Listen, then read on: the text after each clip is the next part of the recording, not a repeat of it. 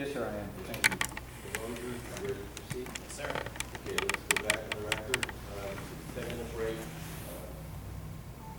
Lieutenant Milan, you're still under oath, and you're still in cross with Mr. Wilson asking questions. Oh, thank you, Mr. Arbitrator. Lieutenant, on Exhibit 31, which again is the portions of the IA report that you did for Officer Krishenko last year, on the signature page that we've looked at, which is the last page of Exhibit 33, who instructed you? 33. Yes, sir, in the white notebook. I think you had said 31, sorry, I think that's the confusion. Sorry. Are you at 33, the last page, sir? Last page. This is the signature page in the manner in which I believe you said you are now conducting IAs. Yes, sir. Who instructed you, if anyone, to make this change? It was brought to our attention in the last internal affairs investigation that I did. Who brought it to your attention?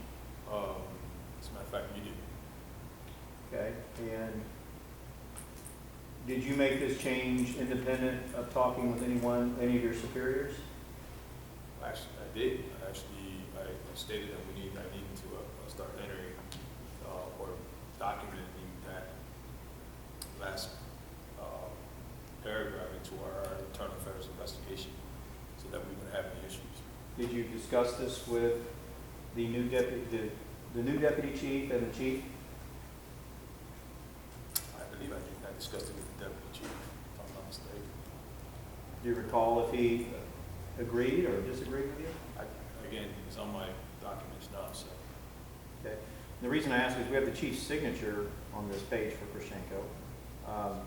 To your knowledge, did the chief agree to this new format? Again, normally I go to deputy chief go to the chief, so they agreed on this reason why it's here. Okay. Is this now a part of the internal investigation process to have the conclusion page set up this way? Yes, sir.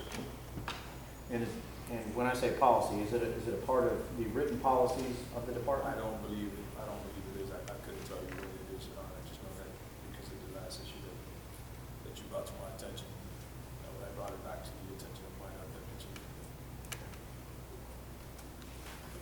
All right. And then I want to ask just a few questions about jumping back to the reenactment for just a few minutes. The reenactment that you did with Officer Vasquez.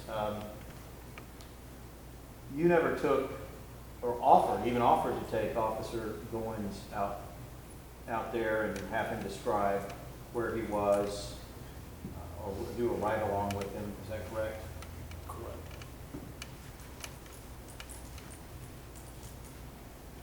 Now, if on redirect, if Mr. DeRozier asked you if Officer Goins ever asked or suggested you go out there, would you agree it's not his role to do that? You're the investigator. Can you say that again? If Mr. DeRozier were to say, well, did Officer Goins ever ask to go out there and show you what he saw? That's not his role, though, correct? I mean, you're the investigator. Correct. And you never thought to say, even by your second interview with Officer Goins, hey, it's just around the corner. Would you agree it's literally just a block or two around the corner from where we're sitting right here? It is. And the department is right behind this parking lot that we're sitting in right now, right? The police department. Correct. So you're less than, what, a half a mile from where this happened? Yes, sir. And you could have, nothing would have prevented you from saying, hey, Officer Goins, I got some question about what you saw, and you got some real doubt about what, your angle of vision on that night. You never did that, did you? I did talk to him on the interview. I explained to him. Right, and we know you did that on June 7, 2019, but I mean, you never said, let's go get in the vehicle, maybe use GPS, and let's try to get some clarity in this. You never offered to do that, correct? Correct. And the reason I want you to look at behind tab 37 again for just a moment, of the white notebook. This is 112-533. You recall earlier when I asked you about Officer Vasquez, being questioned or not, and you said, well, he was part of the investigation. Remember me asking you that? Yes, sir. And on the second page of this statute, it's in that long paragraph beginning with the word notwithstanding on the second page. Do you see that, sir? There's actually the second paragraph you're saying? Yes, sir, where it begins with notwithstanding. Yes, sir. About halfway into that paragraph, you see where it says, all statements regardless of form provided by a law enforcement officer or correctional officer during the course of a complaint investigation of that officer shall be made under oath. You see that? I see that. Beginning, it's the sentence beginning with all statements regardless of form. It's in the middle of that notwithstanding paragraph. All statements regardless of form. Okay? So my point is, when I asked you earlier about Officer Vasquez being questioned, you seemed to indicate you didn't think there was a need to simply because he was a law enforcement officer. Is that correct? He was part of the investigation. Correct. But you utilized him in a reenactment as to what he saw, what he believed he could see. Is that correct? I did. In fact, under oath yesterday, you told us that Officer Vasquez agreed with you on that 190 or 191 feet distance you believed is when you first could make a visual observation under the overhang at the boulevard. Is that right? Correct. So he provided you an opinion that supported yours, correct? Yes. But yet you didn't question him under oath as a witness. Correct. I did not. Are you well, first of all, are the BWCs of this department equipped with what's called GPS? You know what GPS is? Yes, I do know. Okay. Are they equipped with GPS capability? They are, I believe they are, but I'm not sure we have that on our BWCs. You're not sure. Correct. Did you make any inquiry that, well, not that evening, but whenever you started doing your investigation in this case, did you look at the BWC worn by Officer Goins to determine if it had GPS capability? Correction. I was told that by our Sergeant Kearney that they did not have GPS. You were told? Yes. Okay. Who is the one that manages our equipment? Okay. Are you familiar with the term force watch? You ever heard that term? I've heard it, yes. What is your understanding as to what force watch is? I believe it's like a GPS. Okay. To your knowledge, are the BWCs issued by this agency equipped with that technology? It's not the BWC, it's actually the in-car cameras that are supposed to have that. Okay. In-car cameras. The in-car cameras are supposed to have that. Correct. Do you know if the police vehicle that Officer Goins was driving that evening on January 20 or early morning, January 20, 2019, had that? If I'm not mistaken, from what I understand, it did, but it didn't catch anything. If I'm not mistaken, I don't recall. It's been a couple of years now, so I don't recall whether the in-car camera actually had that. That were active. Did you look into that? Is what I'm getting at. As part of your investigation, did you? And again, if I didn't document that, I don't know whether I did or not. I couldn't tell you that. Unless it's on my report, it's been 2.5 years. I didn't see anything in your report that seemed to address that issue, so I'm wondering, are you saying if you looked into it, you would have documented it? Yes. Or is it possible you looked into it and you didn't document it? Well, what I believe is that if I actually asked the question in reference to whether this vehicle had GPS and whatever the answer that, if they would have told me yes, I probably would have looked into it a little further, obviously. But I'm not sure what, obviously they must have said they didn't have any information on the GPS on that particular car. So As I understand the way, oh, I'm sorry, I didn't cut you off. Did you finish? Yes. Okay. It's my understanding that Force Watch is run through the county and it's on the county's computer system through something called MCT. Are you familiar with that? I am not. Okay. And the way I understand it works, it almost looks like a video game or something. You show the car moving on a map. Is that your understanding of what Force Watch is? You know what, I'll be honest with you, I don't recall that. From what I understand, we have our own program. Okay. You do have a program that, is it in the the system within the vehicle, the police vehicle? Yes. Okay, do you know if Officer Goins' vehicle was equipped with that on that evening? Again, there's different vehicles, and depending on the age of the vehicle at the time, it could, that they didn't have it. I don't have it documented, so I can't answer to that question.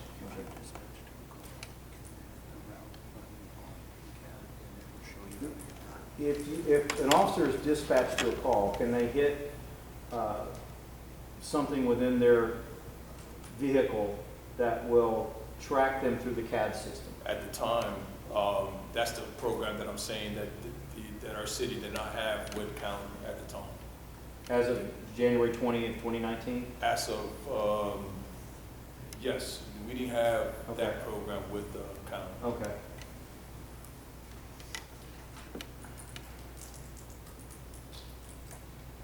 That I'm aware of, I'll just say that, because I'm not 100% sure.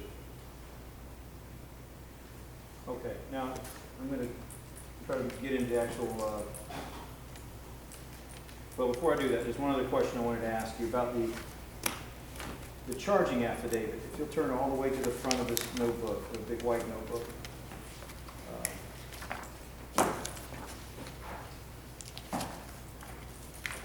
And Mr.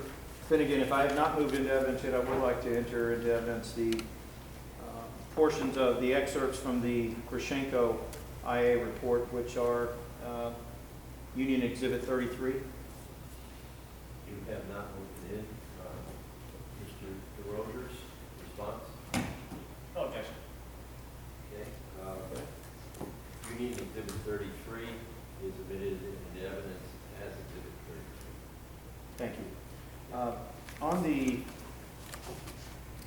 reason I spent some time, I wanted to ask you about the verification page of your IA report. If you'll look at the charging affidavit behind tab 3, I may have said 2, but I mean 3. What you should be looking at, sir, is a charging affidavit that was signed by Officer LaFleur. Do you see that, sir? I do. Now, what is your understanding as a law enforcement officer if an officer doesn't swear to and subscribe under oath the charging affidavit? They won't accept it, they have to have a witness. It won't be accepted? Correct. So there are ramifications to not signing properly under oath a charging affidavit, is your understanding? Correct. Has it been done? Absolutely.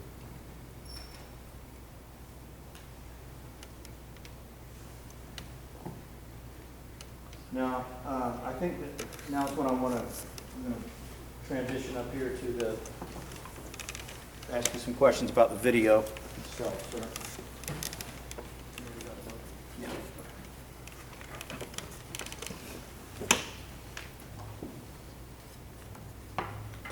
I believe you said, sir, that you watched the VWCs of both Officers LaFleur and Goins, correct?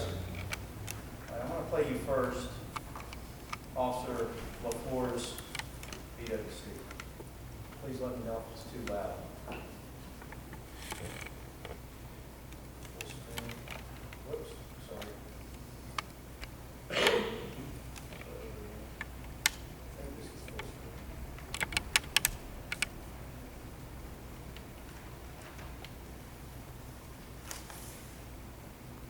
That's mine. Mr. Wilson, that's Mr. Sorry. Goins, as he says. Thanks, Ken. I only saw Ford's on this.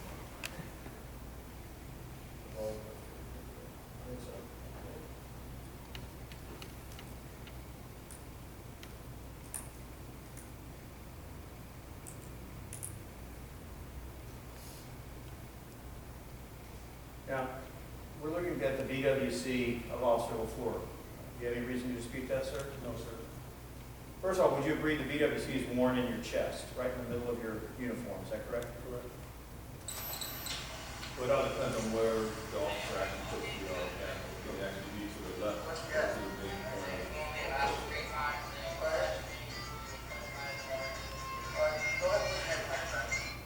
Okay, the reason I'm pausing it here, do you understand this is when Officer LaFleur first goes hands-on in a mild way with Mr. Staff, correct? He tells him to turn around to be cuffed, correct? Correct. Nothing improper, this is not improper policing right here, correct? Correct. Officer LaFleur, is responding to a disturbance, possibly a male possessing a knife, correct? And the two gentlemen that were out there on the street were either a bar patron or a bar patron and an employee, correct? Correct. And it is perfectly fine for an officer to put someone in cuffs for purposes of doing their investigation and gathering facts, correct? Correct. And why is that done? Officer. Okay. So right here, he's got him in cuffs or he's starting to cuff him at 5:55:25. You see that in the upper corner, sir? I do. Put your hand behind your back.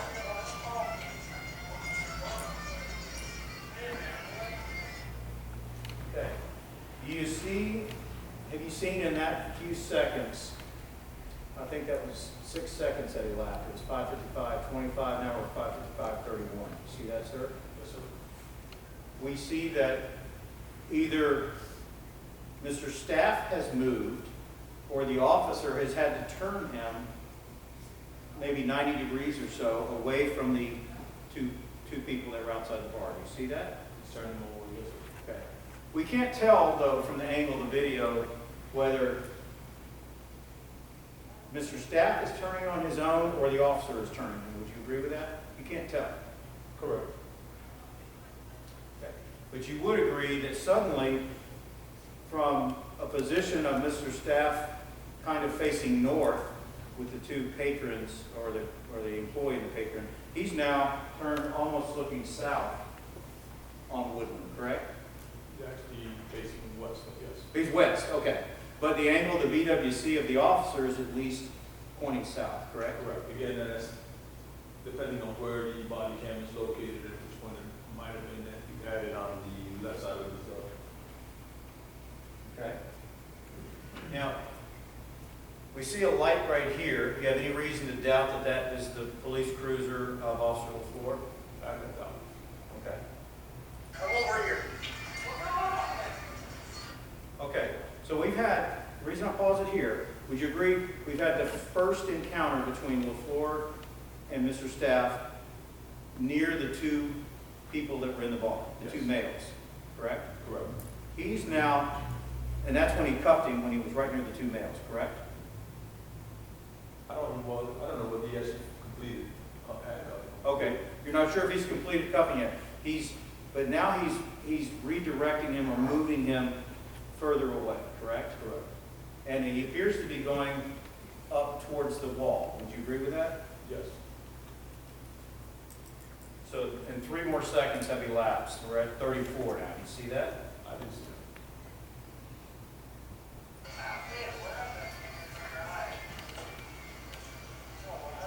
Look at the wall. Look at the wall.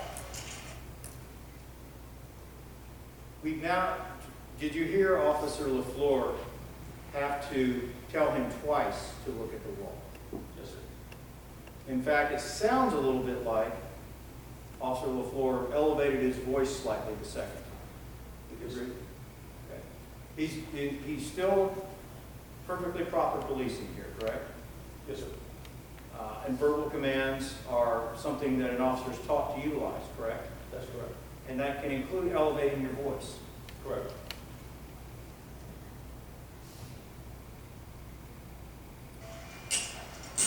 Put your hand behind your back. Now, we hear what appears to sound like the sound of cuffs going on. Would you agree with that? Or do you have any reason to dispute that that was cuffs being applied? No, sir. Look right here. You see that light? I do. And anyway, I mean, this is obviously a grainy video. There's no way to estimate how far away that is with any precision or exactness. Would you agree? Correct.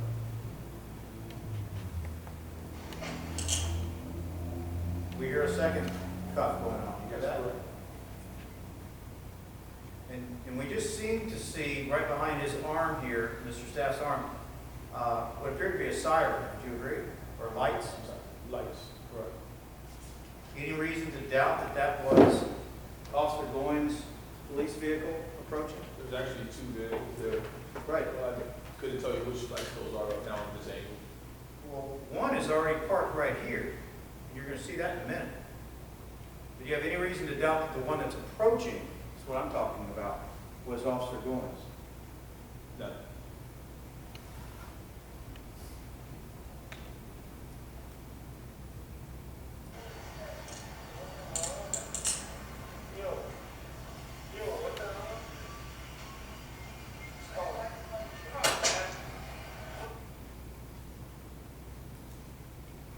Officer Goins has already been there for a couple seconds by the time we hear, "Come on, man." Would you agree? Sure. Let's back that up just a second. Let you see it again.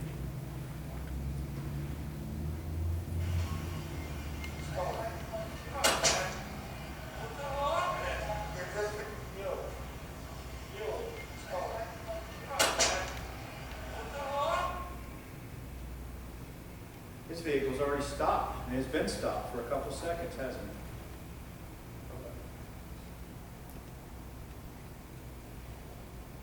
it? And you hear Officer LaFleur, or actually you hear Mr. Staff saying, "Come on, man," right? Yes. Did that give you any indication when you were reviewing this BWC that Mr. Staff may have been resisting? No. But you hear him say, "Come on, man," and that's something you would expect to hear from someone who doesn't want to cooperate, I right? was just questioning what's going on. And again, you weren't there, right? That's correct. You're Monday morning quarterbacking this thing, months later, putting your assessment of what you're observing, correct? Correct. Give this man the Back tape. up one more time.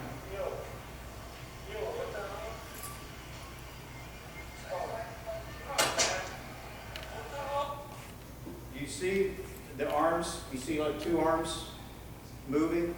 Yes, sir. You hear, "Come on, man, what the hell?" Right? Yes, sir. From your police experience of 19 years, is that the kind of comment you hear from someone who's being cooperative? No, I've had them either way. I mean, we have people see, when we have somebody that's on cooperative, the first thing that we're trained to do is to say, "Stop resisting." At no point did you hear Officer LaFleur say, "Stop resisting." Okay. And Officer LaFleur was a truly green rookie officer, wasn't he? Yes, sir. Officer Goins had only been out in the police department for less than 9 months, started on March 18 of 2018. Are you aware of that? Yes, sir. So 9 months, he's on the job. Were you aware that LaFleur had been an officer even less than that? Yes, sir. Okay. And I would assume, in your law enforcement career, you became better at your job over time, didn't you? You think you did. Yes, sir. You worked the road for, what, 4 years, you said? I did. You probably made mistakes early as a rookie, didn't you? I'm not saying I did. And you learned from those mistakes? Yes, sir. Give this man the tape right now. Do it one last time, right here.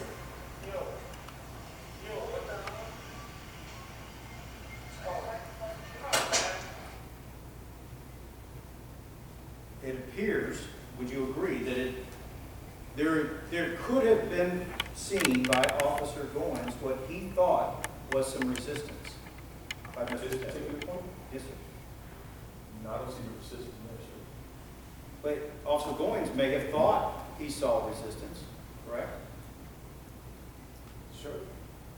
And he certainly, you can see his cruiser, he's right there at that point, correct? Yes. He's not 190 feet away, is he? No. He's not 233 feet away either, is he? That's correct. I mean, it looks like he's probably 40 or 50 feet away. Would you agree? Correct. And he's certainly not 900 feet away, as we heard Mr. DeRozier yesterday, was he? When what we just played. He's not 900 feet away there, is he? No, sir.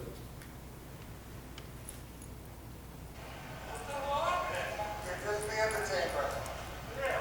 Why?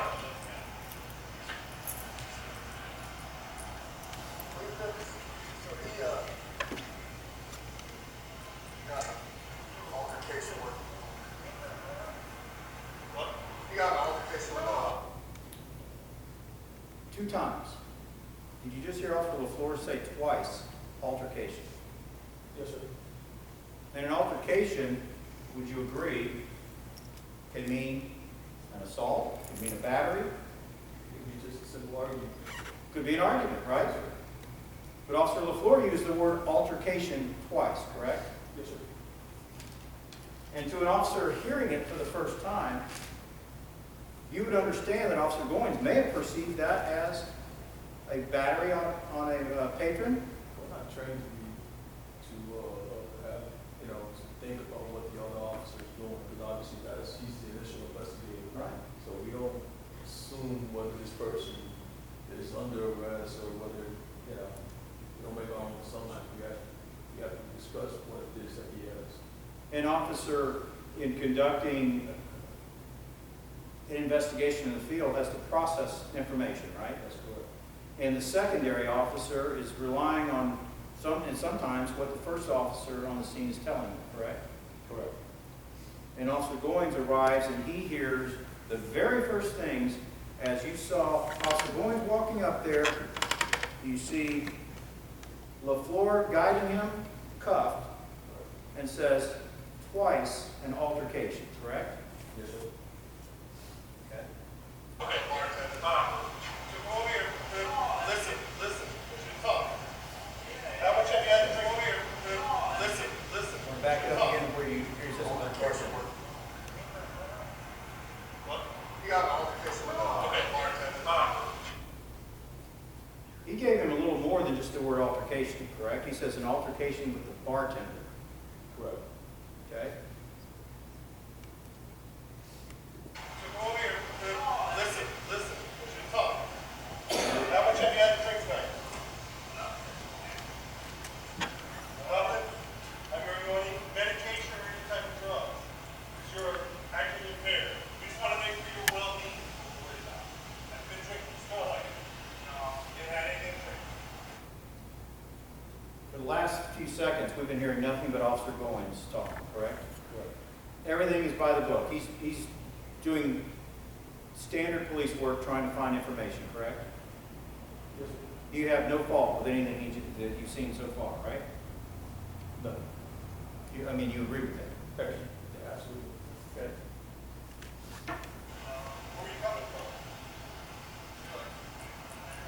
What's there? Yeah.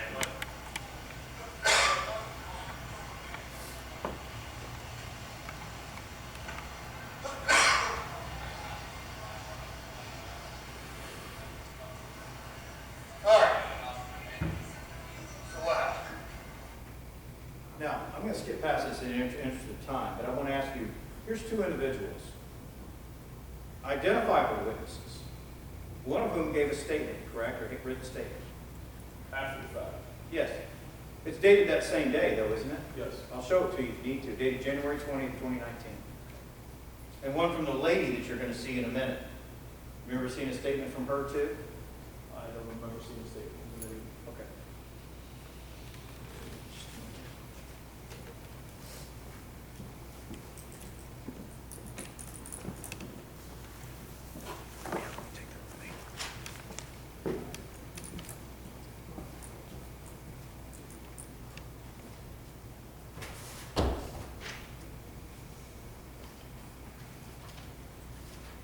Okay, if you'll turn behind tab 3, you may already be there.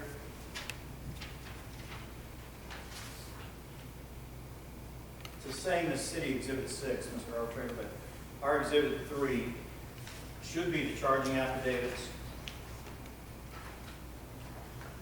And if you'll turn to the last 2 pages before tab 4, sir. Last 2 pages. Are you there, sir? I did, I am. You should see a statement from a Jessica Barron and a Vinnie, looks like Winninger, Wininger, I think that's it. You see that, sir? Yes, sir. Okay. And these are both dated January 20th, sworn to and notarized January 20th of 2019, correct? Yes, sir. You never questioned in your IA investigation either of these two witnesses, correct? Correct. And yet you found fault with both officers LaFleur and Goins believing that they had resisting with violence, correct? Or I'm sorry, resisting without violence. Correct. You also found fault with their conclusion of disorderly conduct, correct? I did. And yet here's two witnesses that were there and observed Mr. Staff, and you never questioned them, correct? Correct.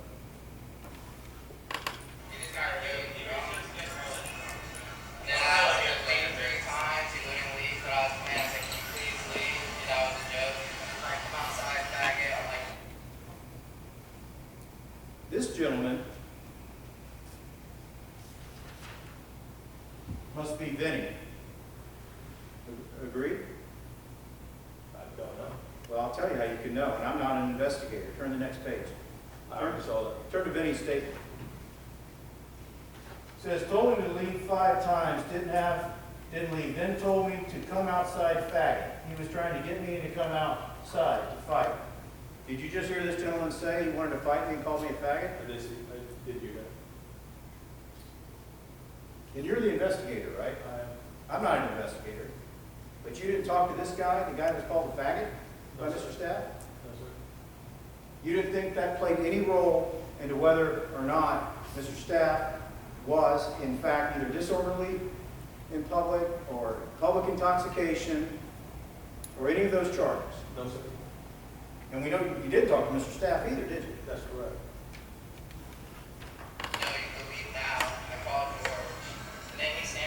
Yeah, I was already coming here before.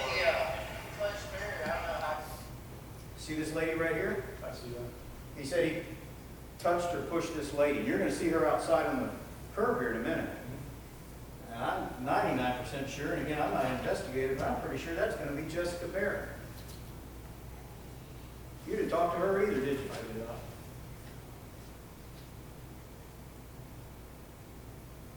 And your deputy chief thought this was all okay, what you did with this report? Objection. So I'm gonna know what the deputy chief's state of mind was. Your deputy chief, I'll withdraw and ask you. Your deputy chief accepted your report, Yes. and your chief accepted your report. Yes.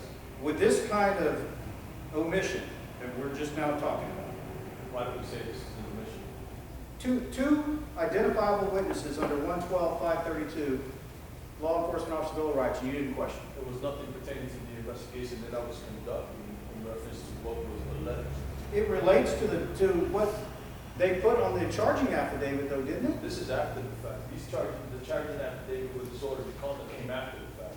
After everything was said and done and they left. Lieutenant Mathis was the one that ordered them to go back and get statements in order to act in this charge. Turn to the beginning of tab 3, right in the same tab, sir.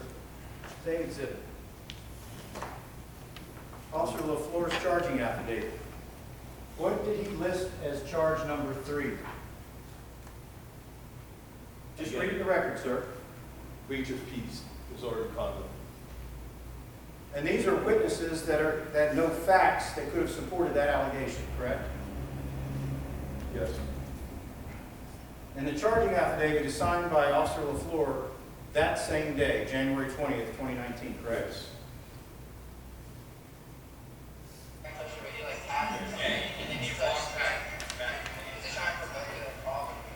Did he hit anybody? Like, anybody on us? Sounds like Officer LaFleur is doing what you should have done. He's asking questions. You didn't do that, though, did you, of these people? I did not ask those questions, no. So he hasn't broken the law. He's just being. Okay, you want trespass with him?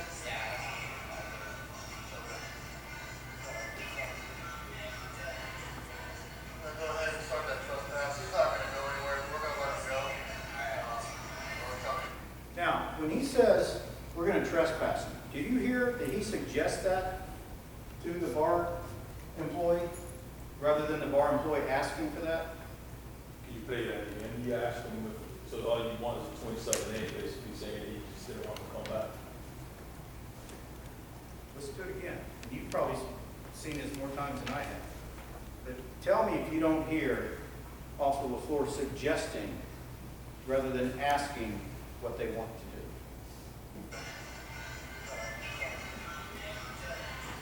You want trespass on this? First mention of doing anything comes from the officer, does it not? Yes, sir.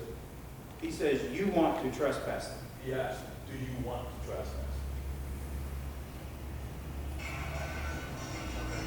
You want trespass on this?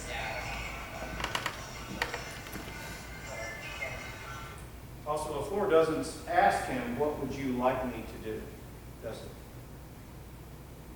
he? He asked him, do you want me to trespass? So he did ask him.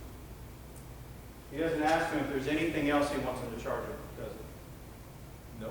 He's been told that Mr. Staff touched the woman that we saw by the pool table. And if that was against her will, from your police knowledge, training, and experience, what would that be? It all depends on, you have to have a victim in order to have a charge. Just because I touch you doesn't necessarily mean that I actually battered you. But if it was against her will, and she was approached and asked if she wanted to do anything, what would that be? Would it be a battery? It could be a battery, yes. Okay. Go ahead, Sergeant. In fact, since you want to argue with me or disagree with me on battery, apparently, look at Ms. Barron's statement here in tab 3, the very one you're at.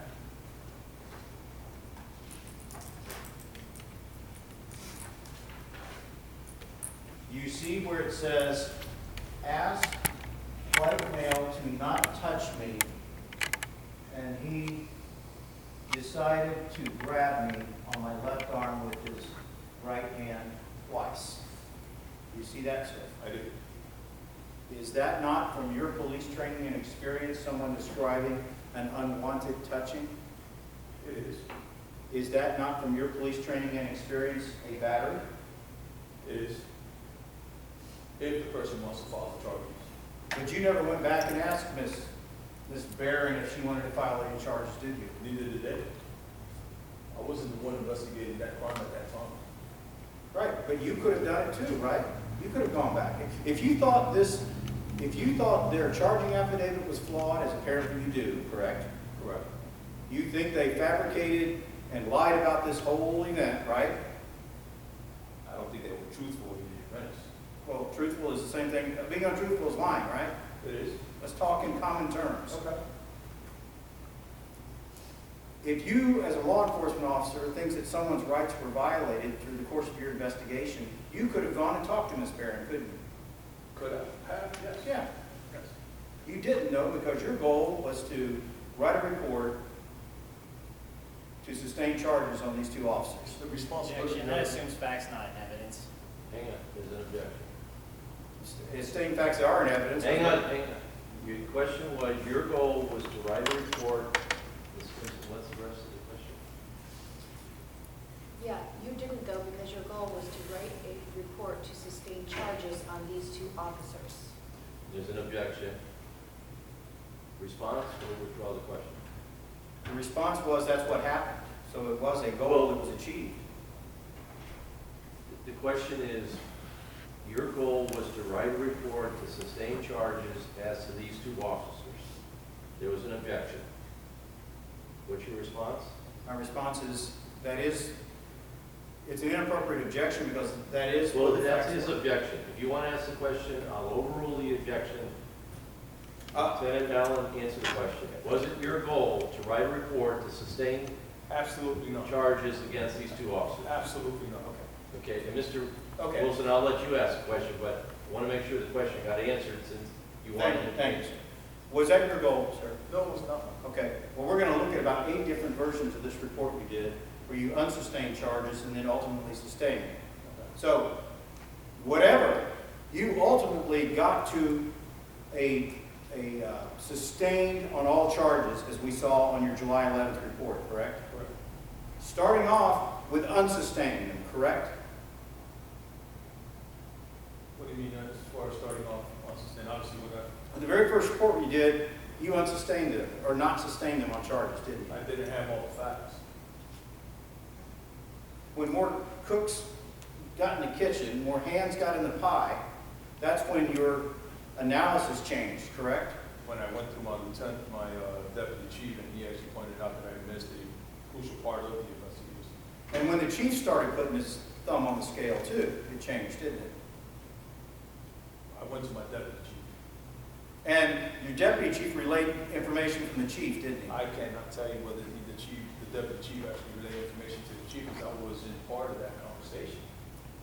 I'm not talking about when you're part of the conversation. You saw emails where the chief was directing part of this investigation, didn't you? Objection, that assumes facts, not evidence. I'll withdraw. We'll get to it. Are you telling us, though, without me showing you a document, you have no recollection of seeing an email where the chief was responding to the deputy chief to remove certain things from the IA? Was I CC'd on it? I mean, I can't remember if 2 years, I mean, it's been 2.5 years, and I've done other cases besides this case here. Let me ask you, under oath, as someone sworn to uphold the law, is it proper to be directed on an IA to remove things from an IA? No.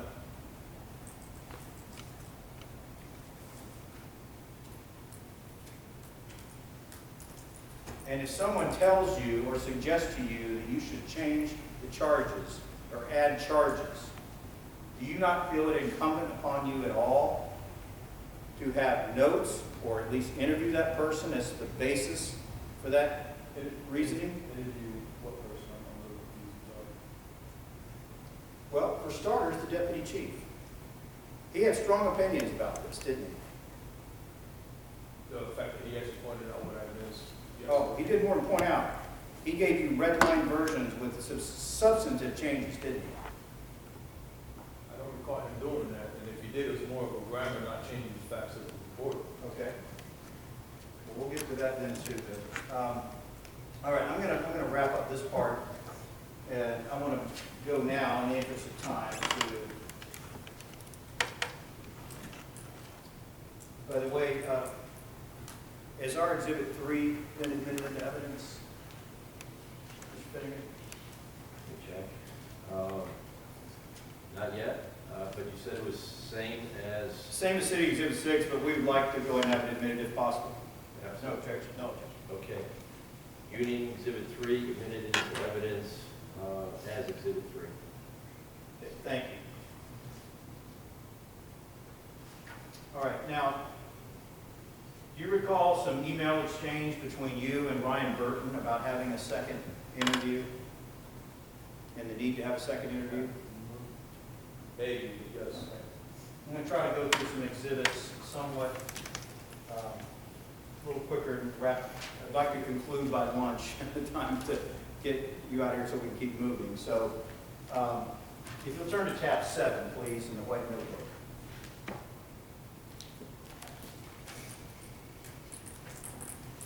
This, you should be looking at 3 pages, an email exchange between you and attorney Ryan Burton of IUPA. Yes, sir. You see that, sir? I do. Now, these were exchanged in starting in April. If you go with the last page first, the middle page, April 16th, going all the way up to May 23rd.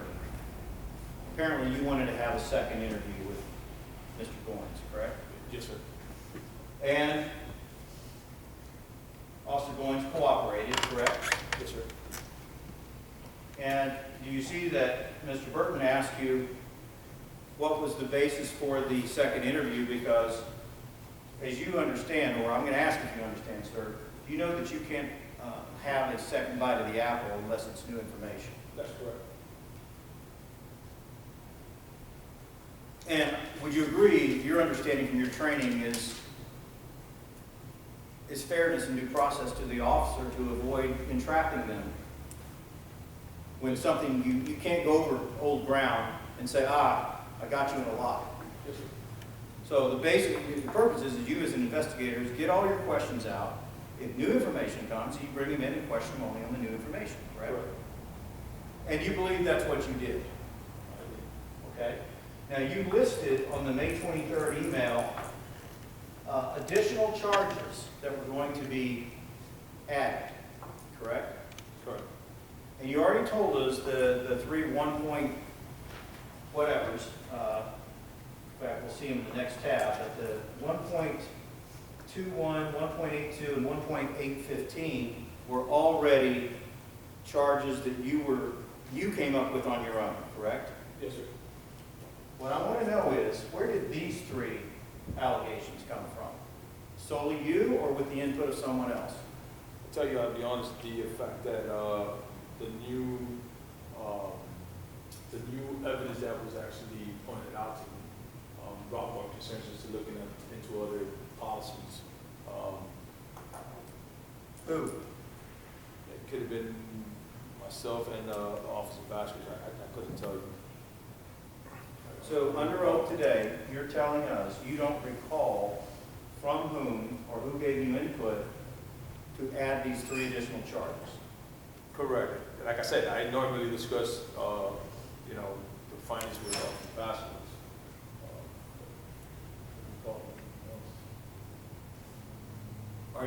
Do you have any recollections whether Deputy Chief Batten gave you input on these new charges? I don't remember him. I don't remember. I can't answer to that. I don't. Okay. Chief Umberger? No. Okay, you're certain about that? Yes. By the way, I think it's obvious for the video cameras, but your boss is sitting right here throughout this testimony, correct? Yes, sir. Would you understand you're still sworn to tell the truth? I am. You understand that if you are retaliated against while giving testimony in a proceeding like this, it would be unlawful. Yes, sir. So if the chief comes after you, you have legal rights, you know that. Yes, sir. But you're telling us you don't know where these three additional charges came from. I'm not saying I don't know where they came from. I just don't. You're asking me whether somebody else had input into me bringing these three new charges, and I don't recollect whether I actually spoke to Deputy Chief back about this or not. About adding the three other ones, or was it off the bat? I can't answer that question. Okay. All right. At this time, I'd like to move into evidence what's been marked as Union Exhibit 7. Okay. Union Exhibit 7 is admitted into evidence as Exhibit 7. Now turn to the next tab, sir. You recall earlier when I mentioned that I think we're going to see that you left February 5th, 2019 on the front of your report for a while? Tell me which tab it's all about. The very next tab, you should be behind tab 8. And just pause there for a moment. I'm asking you a question. You remember a little while ago when I said it appears that you left February 5th, 2019 at the top of your report for a while through various Yes, sir. drafts and redrafts? Yes, sir. Okay. It's going to make sense in a moment. We have an email now from Gary Batten, former deputy chief, to you, correct? Yes, sir. May 6, 2019. You see that, sir? Yes, sir. Turn to the next page. And it appears that this is what he sent to you. Is that correct?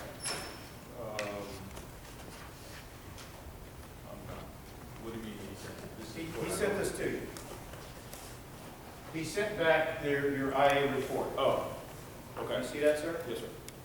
Because it says attachment. And by the way, throughout this, do you have any reason to dispute that the documents I'm going to show you are the official documents we received pursuant to a records request? Oh, correct. You have no reason to doubt that? Okay. So you've got a cover email dated May 6th. The attachments are the IA report 19-3. You see that?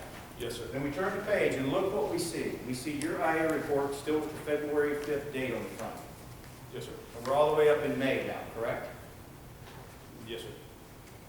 And we just looked at the emails as late as May 23rd, which is a couple weeks after the date of the email from Gary Batten, where you're trying to coordinate a second interview with Officer Goins, correct? Yes, sir. And then look at your, this is your document. You see that, sir? I do.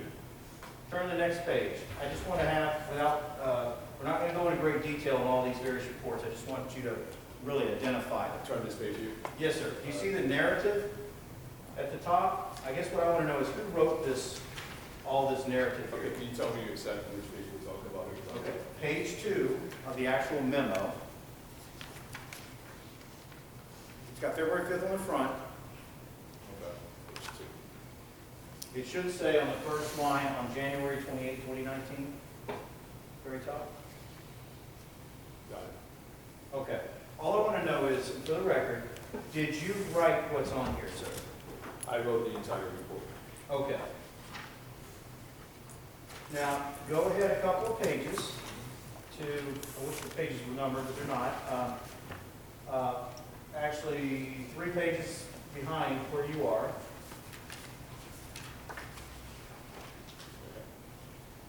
It should have, at the very top, the word recalled. You see that? Recalled? Yes, sir. Okay. What I want to focus you on is the next paragraph, where it says, the disturbance call in which Officer LaFleur, do you see that sentence, sir? I do. It says, officers arrived on scene at 12:55 and called out with a male secured at 12:56. You see that, sir? I do. Okay. So you wrote all of this, correct? Yes.